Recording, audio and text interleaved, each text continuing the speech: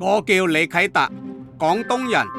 生菜呢脆嫩爽口，喺廣東最常見嘅做法係蠔油生菜。今日我會加少少料，讓呢道菜呢不但爽滑清脆，鮮味也加倍。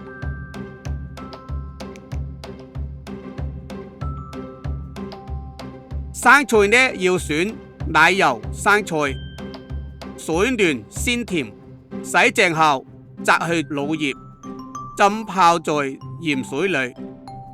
大蒜呢切末，紅椒切圈，拋好嘅蝦乾切小段。接着呢就調個汁料，蠔油、生抽、白糖同埋水澱粉混合攪拌均勻。開水中加鹽，一啲色拉油，落生菜燙5秒鐘左右，可以上個底味，仲可以讓菜嘅顏色保持鮮綠。到菜葉燙軟，立刻撈出來。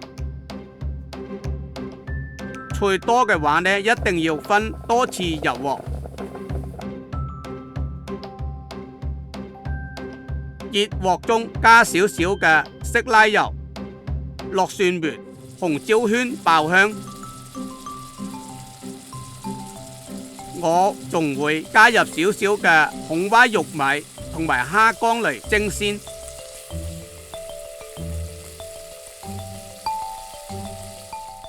再放入調好嘅料汁，不斷咁攪拌翻炒，直到醬料濃稠收乾，最後均勻咁淋在生菜上面就 OK 啦。